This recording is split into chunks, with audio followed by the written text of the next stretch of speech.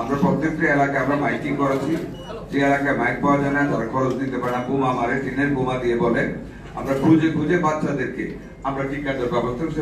আজকে থেকে কন্টিনিউ করবো এবং ঈদের ছুটি ব্যতীত ঈদের ছুটিতেও আমের টিকা কার্যক্রমে যারা জড়িত তাদের প্রত্যেকের ছুটিবিহীন অবস্থায় থাকার জন্য বলা হয়েছে। আপনারা জানেন আমরা পোর্টারদের একটা প্রবলেমে ছিলাম, বেতন নিয়ে বিগত সরকার থেকে তাদের বেতন দিয়ে জানে 1300 উপরে স্টাফ আর 9 মাস যাওয়ার বেতন পায় না। আমরা গতকাল মাননীয় প্রধানমন্ত্রীর হস্তক্ষেপে আগে ওনার সাথে আলাপ করেছিলাম, আমরা 21 কোটি টাকা পেয়েছি। আজকে আমরা মাননীয় প্রধানমন্ত্রীর কাছে ফাইলটা সাইন করতে পাঠিয়েছি, আশা করি এর মধ্যে তিনি করেছেন। আমরা পোর্টারদেরও 3 মাসের বেতন দিয়ে দিচ্ছি, আমাদের এই কার্যক্রমটা চালু থাকবে, সমস্যাগুলি সমাধান করে আনতেছি। সম্মানিত চিকিৎসক, কিন্তু আমি অনেকের বক্তব্য শুনলাম মান নিয়ে, যা কাউকে দূষণ I don't want to follow any retrogressive thought of this thing. আমরা কি করতে পারি এটাই আমাদের দেখতে হবে, অতীতের সমালোচনা করে আমাদের লাভ নেই, আমাদের কাজটা দেখতে হবে। অতীতে অনেক ব্যর্থতা ছিল, আপনারা জানেন, প্রাইভেটে কিনবে না, পাবলিকে কিনবে, বিদেশ থেকে নিবে না, প্রাইভেটে কিনবে, বা অনেকে সতর্কহীন অবস্থায় ছিল। আওয়ামী লীগ গভর্নমেন্ট আমারও টিকা কার্যক্রম বিশ্বের পরে কোনো টিকা কার্যক্রম হয় না, তারা এরপর প্রায় 2-2.5 বছর ক্ষমতায় ছিল।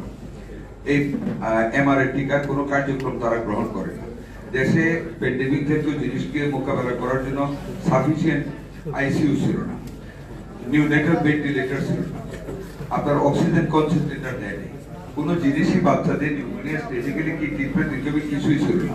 একটা বাচ্চা যখন মারা গেল মহাখালীতে ফার্স্ট মার্চের শেষ দিকে, তখন থেকে আমাদের এটা নিয়ে খুশি হয়ে আমরা সাথে সাথে এই জিনিসটা নজরদারি করলাম, খোঁজ নিয়ে দেখলাম আমাদের টিকা দেওয়ার ব্যবস্থা নেই। যাই হোক, আমি বাড়াইতে চাই না, আপনারা সবাই জানেন মাননীয় প্রধানমন্ত্রীর নেতৃত্বে ওনার সুপরামর্শে আমরা দ্বারস্থ হইলাম ইউনিসেফ, গ্যাবি এবং ওয়ার্ল্ড হেলথ অর্গানাইজেশন, এবং আলহামদুলিল্লাহ আল্লাহর রহমতে তারা পর্যাপ্ত পরিমাণে আউট অফ দ্য ওয়ে আমাদেরকে হেল্প করেছে, যে বিভিন্ন ভাবে তারা অতি দ্রুত গতিতে আমাদেরকে টিকাগুলি দিয়েছে এবং আরো আসতেছে। আমরা টিকা কার্যক্রম শেষ করে আমরা আমাদের কাছে এখনো পর্যাপ্ত পরিমাণ টিকা আমাদের কাছে রয়ে গেছে, আমরা টিকা কার্যক্রমে আজকে থেকে আবার নতুন করে আমরা চালু করেছি। এর মধ্যে আপনারা জানেন টিবি টিকা ছিল না, সেটা আমরা সহজে টিবি টিকা পাইলাম, আমার সিরিঞ্জ নেই, মানে যে রিপোর্ট আমাকে সিরিঞ্জে দিয়েছে ডাইরেক্টর, মানে ওনাকে আমি ট্রান্সফার করে ফেলেছি, ক্লোজ করেছি, সম্পূর্ণ ভুল একটা তথ্য দিয়েছে। ভারত বিভিন্ন ডিস্ট্রিক্টে নিয়ে গিয়ে খবর নিয়ে দেখি টিকার সিরিঞ্জ নেই, সাথে সাথে প্রডিউসারের সাথে যোগাযোগ করে গতকাল থেকে টিকার সিরিঞ্জ আমরা 11 লক্ষ সিরিঞ্জ 0.05 আমরা কালেক্ট করেছি গতকাল, এবং কালকের মধ্যে আজকের মধ্যে ডিস্ট্রিবিউট হয়ে যাচ্ছে, যাতে করে ওই টিবি টিকাটাও যাতে চলে আর কি। আল্লাহর মধ্যে আমরা এই পর্যন্ত যে জায়গাতে এসেছি, কোনো টিকারই আমাদের অ্যান্টি রেবিস সহ কোনো অভাব কোনো উপজেলাতে নাই। থাকার পরেও যারা মিথ্যা কথা বলে মানুষের কাছে টাকা নেয়, আমি গতকাল আপনারা জানেন খুলনা গিয়েছিলাম, ওইখানে আমি ধরেছি, এবং I am going to close that superintendent that place 250 শয্যা বিশিষ্ট হাসপাতাল, ওখানে রোগীদের কাছে টাকা নেওয়া হয়েছে, আসতেছি এই কাজটা করেছেন। আপনারা জানেন যে একটি ফেসিবাদের বেশ দূষণরা যে হারে বিগত দিনগুলিতে দুর্নীতি করেছে, টেন্ডারে যে দুর্নীতি করেছে, আউটসোর্সিং এ যে দুর্নীতি করেছে, এগুলিতে একটা বেস্টেড ইন্টারেস্টেড গ্রুপ সৃষ্টি হয়ে গিয়েছে।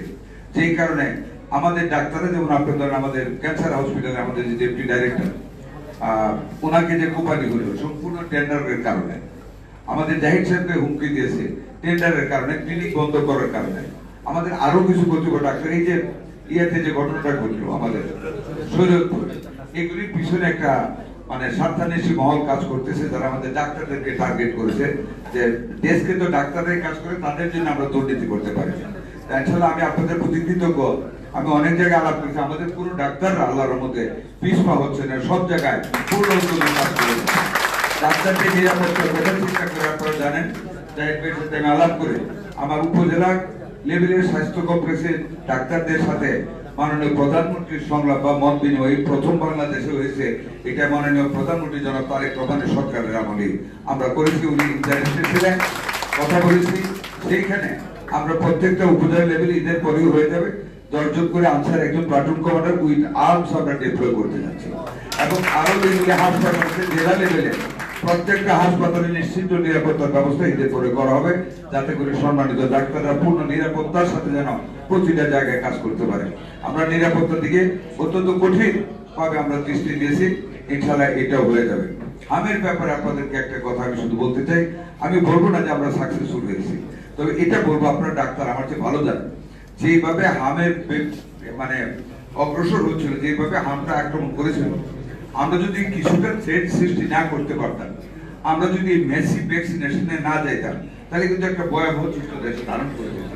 অন্তত আলহামদুলিল্লাহ আপনাদের সহযোগিতায়, আমার মাননীয় প্রধানমন্ত্রীর নেতৃত্বে আমরা শ্রম দিয়ে অন্তত হামটাকে একদিন আগে, একদিন পিছিয়ে, একদিন আগে এই জায়গাটায় রাখতে পেরেছি, এবং আশা করি অ্যান্টিবডি ক্রিয়েট হওয়ার পরে আগামী খুব স্বল্প সময়ের ভিতরে হামটা বেশ কমে আসবে, এটা আমার একটা দৃঢ় বিশ্বাস।